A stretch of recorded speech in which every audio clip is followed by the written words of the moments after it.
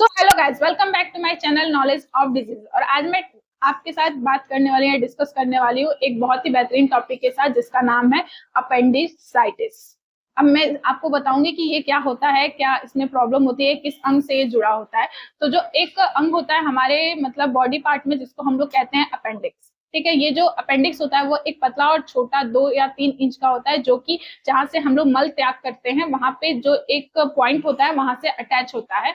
और जब इसमें अपेंडिटिस का प्रॉब्लम स्टार्ट हो जाता है तो ये जो होता है वो सूज जाता है और बहुत ज्यादा दर्द देता है। तो आज हम उसके बारे में बात करने वाले हैं। तो चलिए बिना वक्त गए स्टार्ट करते हैं कि ये चीजें होती क्या है। जो ये अपेंडिसाइटिस होता है वो उसमें क्या होता है कि जो पेट का आधा भाग होता है उसमें बहुत ज्यादा दर्द होता है, या फिर एक कहूँ कि पिछले भाग में दर्द होता है, जो कि कुछ घंटे बाद वो नीचे आ जाता है। नीचे इस भाग में आ जाता है जहाँ पे आपका अपेंडिक्स होता है, और वो सूजन उसमें हो जाती है, जिसकी वजह से आपको बहुत ज्यादा दर्द होता है या फिर कहूँ बहुत ज्यादा तकलीफ होती है। तो ये होता है आपका अपेंडिसाइटिस।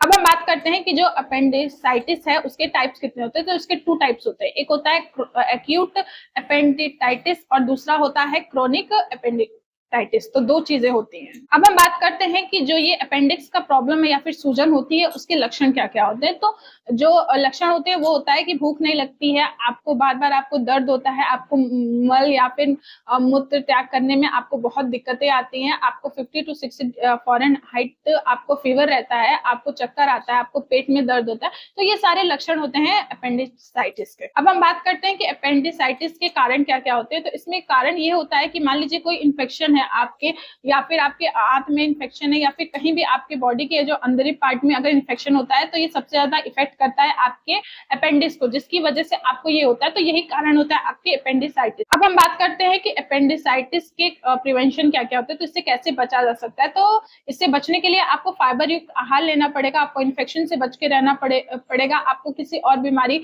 अगर आपको होती है और वो उसके आसपास है तो भी आपके अपेंडिक्स को प्रॉब्लम हो सकती है। तो ये सारे जो थे ये प्रिवेंशन थे आपके अपेंडिसाइटिस के। अब हम बात करते हैं कि अपेंडिसाइटिस के डायग्नोसिस क्या होते हैं, परीक्षण क्या क्या करवा सकते हैं। तो इसमें 3 परीक्षण करवा सकते हैं, ब्लड टेस्ट, यूरिन टेस्ट और आपका इमेजिंग टेस्ट भी हो सकता है, मतलब कि अल्ट्रासाउंड। ये तीनों चीजें आप अगर करवा लेते हैं तो आपको पता चल जाएगा कि आप अपेंडिसाइटिस के पेशेंट है या नहीं। अब हम बात करते हैं कि अपेंडिसाइटिस के अगर आपको ट्रीटमेंट या फिर इलाज करवाना है तो आपको क्या कराना चाहिए। तो इसके 2 तरह के इलाज होते हैं, पहला होता है मेडिसिन से और दूसरा होता है कि ऑपरेशन से।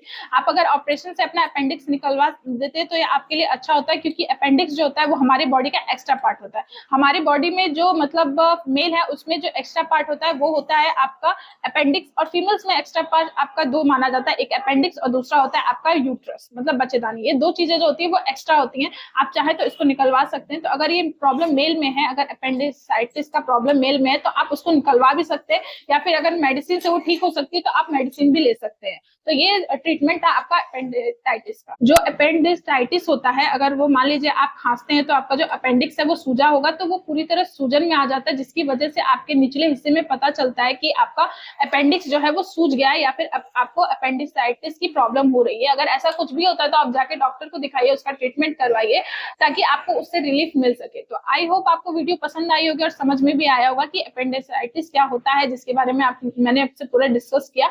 अब आप अगर आपको पसंद आया और आपको समझ में भी आया तो प्लीज इसको लाइक करिए, शेयर करिए, और कोई भी दिक्कत हो तो प्लीज हमको कमेंट करिए। अब मिलते हैं नेक्स्ट वीडियो में, तब तक के लिए थैंक यू।